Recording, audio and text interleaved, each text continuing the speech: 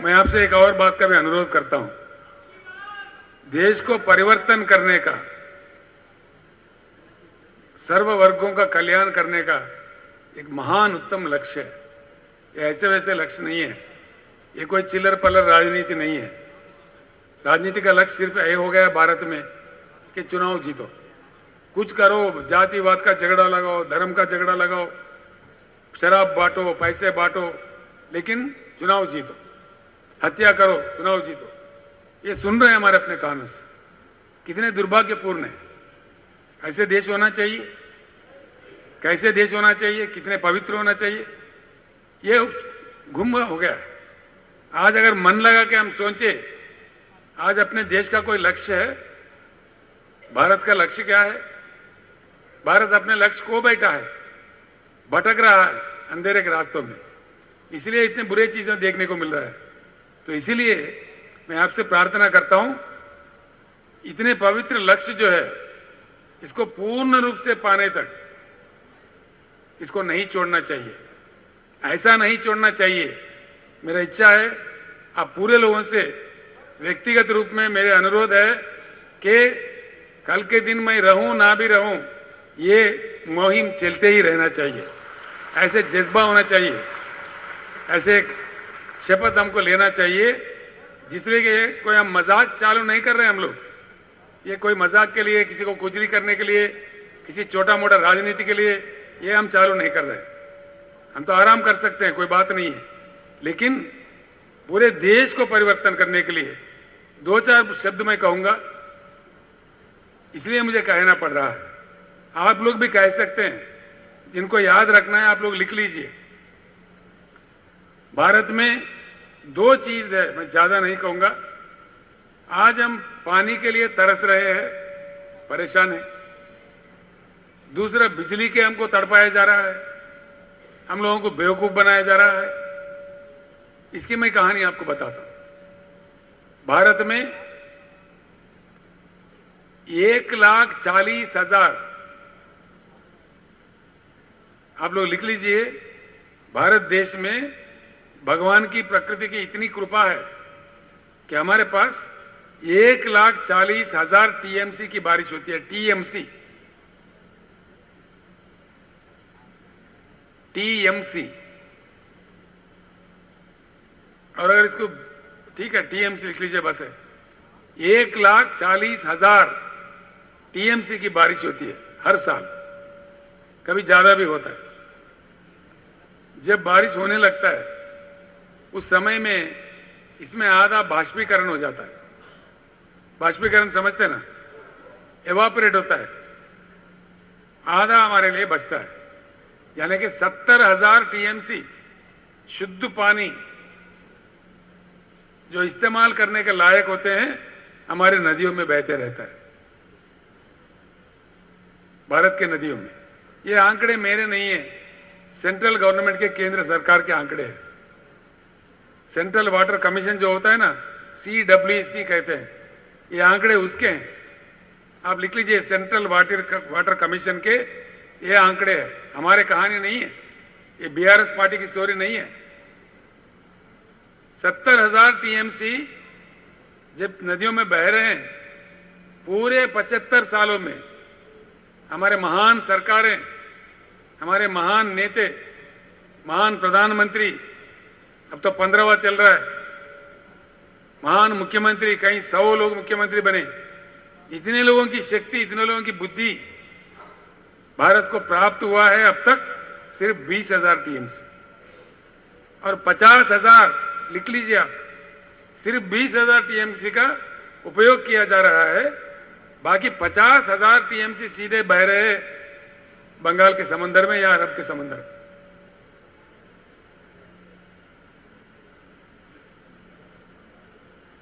मैं आते आते किसी पत्रकार से कह रहा था, हमारे जयंत देशमुख भी थे, महाराष्ट्र में सह्याद्री पर्वतों का दया से, जो वेस्टर्न घाट है, जिसको हम सह्याद्री पर्वत कहते हैं, उनकी दया है, दोनों नदियां यहां से निकलते हैं, कृष्णा और गोदावरी।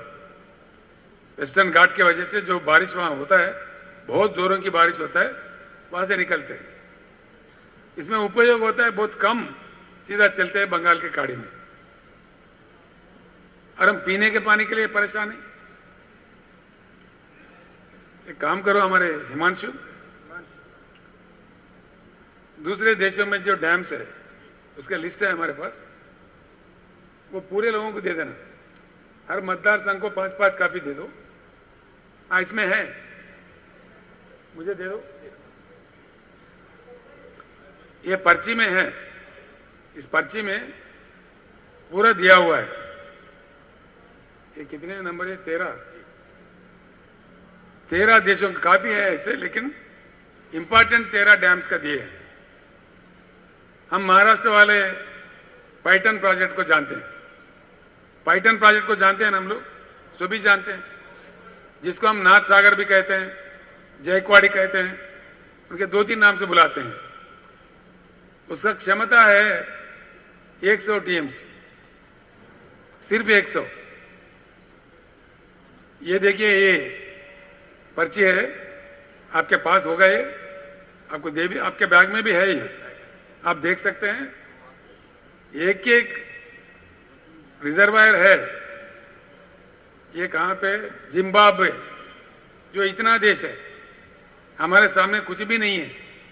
ऐसे छोटे देश में 6500 टीएमसी, यानी कि 65 पैटर्न एक जगह है।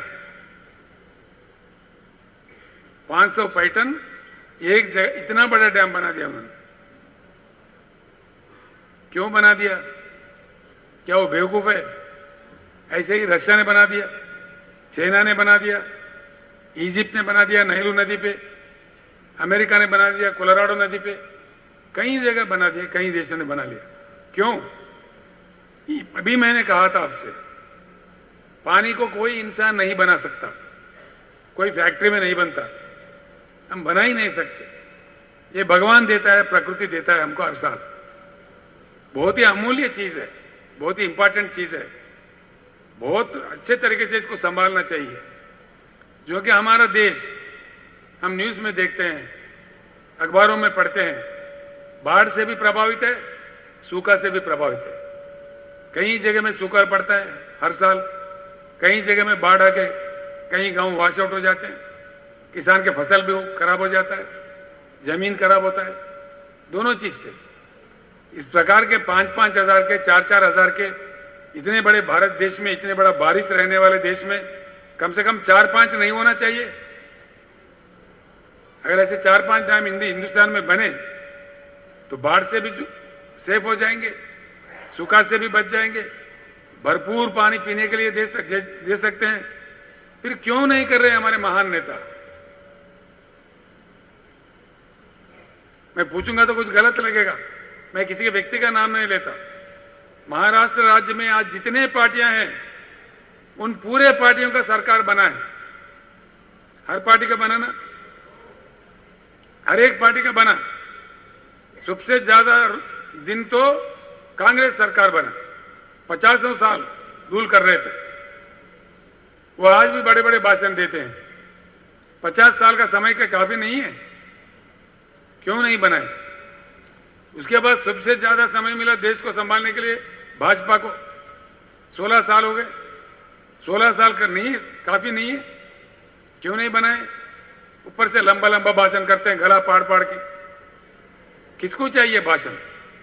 क्या लोग चांद सितारे मांग रहे, सोने के ईंट मांग रहे, पीने का पानी मांग रहे, किसान अपने खेत को पानी मांग रहे?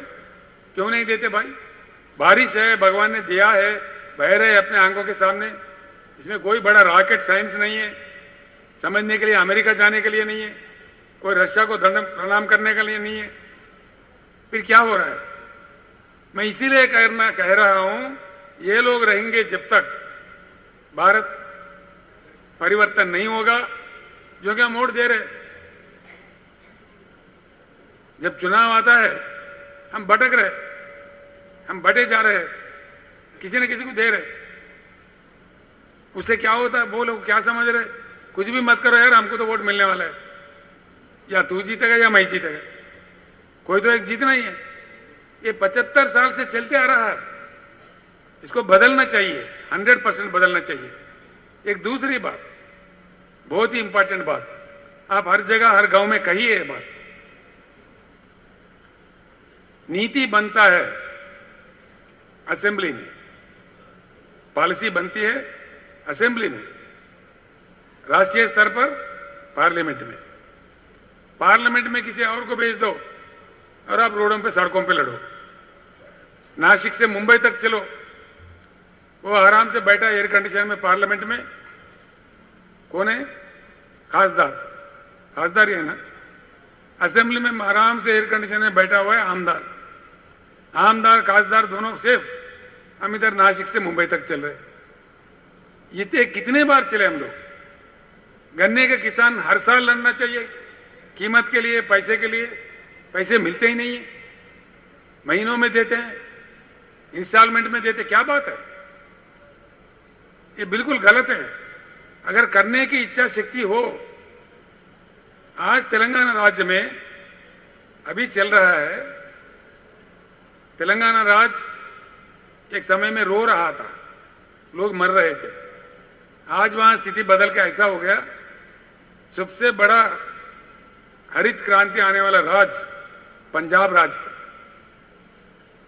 गुरनाम सिंह जी, इस साल के हिसाब में हमने आपको पार कर लिया, पंजाब को भी पार कर दिया। तेलंगाना सबसे ज्यादा धान प्रोड्यूस करने वाला राज्य अब तेलंगाना हो गया।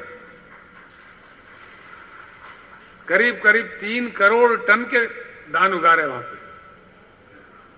और अफसोस की बात यह है, हमने जब इच्छा शक्ति प्रदर्शन किया वहां पे 7100 खरीद केंद्र खोल दिया है हमने, हर 2 गांव के बीच में एक। हर दाना, एक एक दाना, पूरा दाना जो खरीदते हैं बिल्कुल सरकारी खरीदता है, कोई दलाल का शिकार नहीं है किसान वहां पे, 100%। और खरीदने के बाद पैसा 5वां दिन किसान के बैंक अकाउंट में जाता है, इधर उधर नहीं फिरना है। ये कैसा संभव हुआ? मैं एक बात बताता हूं आपको, जो तलाटी है ना, लोगों के किस्मत से खेलते हैं। आपका जमीन मेरे नाम कर दिए, मेरे नाम उनके नाम लिख दिए, अदल बदल कर दिए, बड़ा हंगामा करते हैं, कर रहे हैं ना। महाराष्ट्र में तो हमारे तोरत साहब कहते मेरे से, उनका नाम रखा गया ब्रह्मदेव। सही है, ऐसा काम करता है। तेलंगाना में तलाटी व्यवस्था को हमने निकाल के बाहर फेंक दिया, बर्खास्त कर दिया। कोई तलाटी वलाटी कोई नहीं है, किसान खुश है, आत्मनिर्भर है, उनका जमीन से कोई कुछ नहीं कर पाएगा। पूरे रेवेन्यू रिकॉर्ड डिजिटलाइज कर दिए। तेलंगाना में 70 लाख किसान हैं, इन 70 लाख किसानों का पूरे बैंक अकाउंट सरकार के पास है। जो 10,000 पर एकड़ निवेश के लिए दे रहे हैं, वो किसी को कोई दफ्तर जाना, किसी को दरखास्त देना, किसी दलाल को रिश्वत देना, ऐसी कोई जरूरत नहीं है। दफ्तर जाना ही नहीं पड़ता है, सरकार सीधा हैदराबाद में डालता है पैसा उनके अकाउंट में, सीधा किसान के बैंक अकाउंट में जाता है। ना कोई दफ्तर, ना कोई दरखास्त, ना कोई दलाल, ना रिश्वत, कोई चीज नहीं है। सीधे ही फाइनेंस सेक्रेटरी वहां डाल देता है, सीधा हमारे बैंक में पैसा आ जाता है। जब पैसा आता है, हमारा किसान लोग बड़ा मजाक करते हैं, कैसे आ रहे पैसे बोल के। मैं जब पूछ रहा हूं सभा में, साहब सेलफोन लगातार बज रहे, पूरा मैसेज जाता है उनको 3 जगह से। एक मेरा मैसेज जाता है, एक एग्रीकल्चर डिपार्टमेंट का जाता है, एक बैंक का मैसेज जाता है, भाई आपका इतने पैसे अकाउंट में आ गए, देख लेना, ऐसा जाता है। पैसे हम किसान का हमने बीमा कर दिया, और बीमा का जो प्रीमियम होता है पूरा सरकार भर देती है। वो LIC का बीमा है, कोई चिल्लर पलर कंपनी नहीं है। LIC में बीमा कर दिया, बीमा के समय उनको पूछते अगर आपको कुछ हो जाए तो ये पैसे जो सरकार दे रही है कहां जाना चाहिए, किसको देना चाहिए। वो उनका धर्मपत्नी का भी नाम लिख सकता है, कोई मां का नाम लिख सकता है, कोई बेटा का नाम लिख सकता है, वो इनका इच्छा है। किसी किसान का एक्सीडेंट नहीं, सामान्य रूप से भी उनका देहांत हो जाता है, नेचुरल डेथ भी है, उनका क्रियाक्रम पूरा होने से पहले 100% 7-8 दिन के अंदर 5 लाख का चेक किसान का जो नाम लिख के उनका घर पहुंचता है। यहां पे भी कोई दफ्तर जाना नहीं है, कोई दरखास्त देना नहीं है, अपने आप में पैसे चले जाते हैं। ऐसे आज तक 1 लाख किसानों के घर ये सहाय पहुंचा है। 1 लाख किसानों को 5,000 करोड़ रुपए इन मरा हुआ किसानों के बीच, उनके फैमिलीज के बीच वितरण किया गया है। ये रिकॉर्ड है, कोई भी देख सकता है। ये बात महाराष्ट्र में क्यों नहीं हो सकता? हो सकता कि नहीं हो सकता? ये हो जाएगा बीआरएस सरकार में, महाराष्ट्र बिहार सरकार में, पक्का।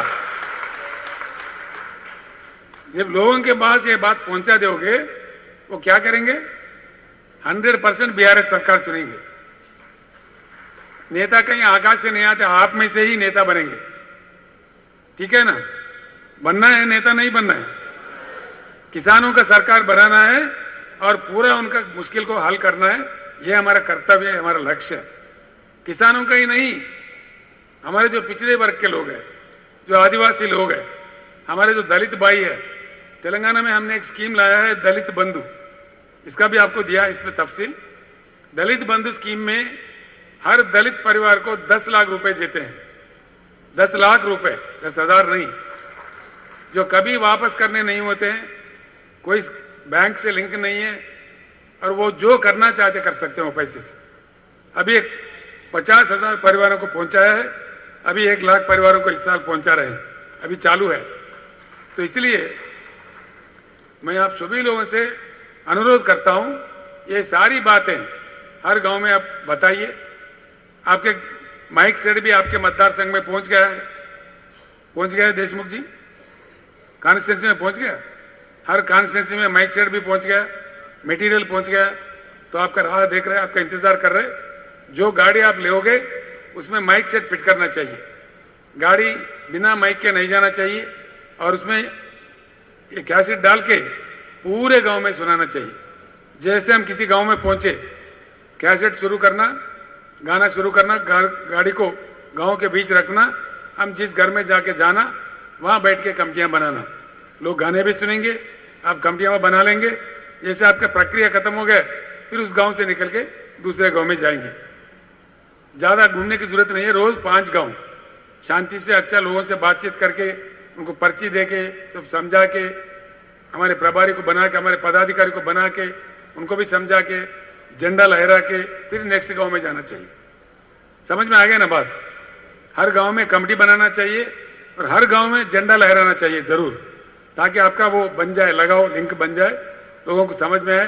आपका झंडा देखेंगे तो रोज बीआरएस याद आएगा, बीआरएस का काम याद आएगा, तो लोगों को रिमाइंड करने की जरूरत नहीं होगी। तो इसलिए ऐसे प्रक्रिया कीजिए। कैसे शक्तिमान पार्टी बनता है आप देख लीजिए। 30 दिन का आपका श्रमा, आपका कष्ट ऐसे रंग लाएगी, महाराष्ट्र का राजनीति पूरा बदल जाएगी। आप लोग देखना, आपको कहीं कहीं अभी विजय मिल रहे हैं। जैसे नांदेड़ में सभा हुआ था बीआरएस का, तो क्या हुआ? सरकार ने सोचा भाई फिर एक बार इनको गुमराह करो, तो एक किसान के घर को 6,000 देंगे, उसका ऐलान आ गया। बजट में भी उसको प्रावधान रख दिया। अभी क्या कह रहे हैं? कल परसों में तलाटी निकालने का हम भी सोच रहे। तो इतने दिन कहां सो रहे थे? इतने दिन क्यों नहीं सोच रहे थे? ये बात पहुंचना चाहिए लोगों तक। कल किसी ने अफसर ने याद दिया, तेलंगाना का मॉडल अच्छा है, एकड़ में 10,000 देना चाहिए। ये एक ही तरीका है जो हम किसान की आत्महत्या रोक सकते हैं। किसी ऑफिसर ने कहा है, ये पहले क्यों नहीं कर रहे थे? तो ये बात बिल्कुल रंग लाएगी। अभी के सरकार को भी झुकना पड़ेगा, मजबूर करना पड़ेगा। एक बात दया करके आप किसानों को समझाइए, हम किसानों को ना धरना करने के लिए कह रहे हैं, ना पुलिस की लाठी खाना है, ना सड़क पे उतरना है, ना कोई गड़बड़ करना है। जो हमारा हक में हमारे पास हमारा अपना वोट है, वो अपने लिए डाले। बस वही बहुत बड़ा मंत्र है। किसान है 45%, उनके साथ कामगार है और कुछ लोग हैं। 50% वोट तो बहुत हो गए सरकार बनाने के लिए। अब कब तक दरखास्त देते रहेंगे? कब तक हल चलाते रहेंगे? हल चलाने वाला कभी कलम भी चलाना सीखो। हमेशा अपने खेत की तरफ क्या जेते वो, कभी एक बार असेंबली की तरफ भी जाओ आमदार बन के, अपने किस्मत खुद लिखो, क्यों नहीं लिखते? ये जागृति किसानों के बीच में लाना है, ये कोई बड़ी बात नहीं है। एक के 2 बार कह दो तो दूसरों को वोट दो, उनको दरखास्त दो। 75 साल गुजरे, अब कब तक दरखास्त देते रहोगे? यही सवाल पूछना चाहिए। किसी को दरखास्त देने की जरूरत नहीं, दरखास्त देने वाले से दरखास्त लेने वाले बन जाओ, ठीक है ना? ये बात कहना चाहिए, इसी बात को फैलाना चाहिए।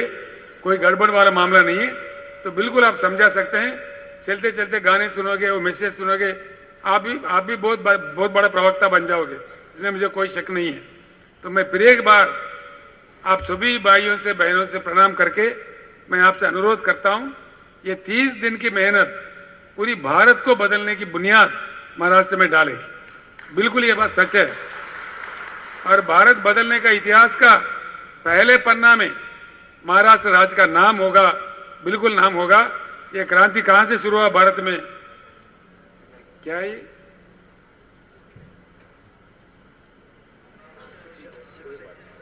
क्या है? हाँ ठीक है, वो तो ठीक है। अभी ये स्टेशन के बाद हम खाना खाने जाएंगे, फिर बाद में ये टैप कैसा चलता है उसका प्रशिक्षण दिया जाएगा। काफी टाइम हो गया है, मैं भी भूखा हूं, आप लोग भी भूखे हैं, तो इसलिए मैं समझता हूं आप लोग समझ गए। कोई डाउट है? पूरी बात समझ में आ गया या भूख लग रहा है इसलिए कह रहे? ठीक है ना? बात समझ में आ गया तो ठीक है। अभी ये बिल्कुल रंग लाएगा पूरी भारत में। मैं अंतिम फिर एक बार कहता हूं, भारत बदलने का राष्ट्रीय नेतृत्व करने का मौका महाराष्ट्र को जो मिला, मैं अपने दिल से मन से आप सभी लोगों का अभिनंदन करते हुए, इस पावन धरती को फिर एक बार प्रणाम करते हुए, जय महाराष्ट्र। धन्यवाद।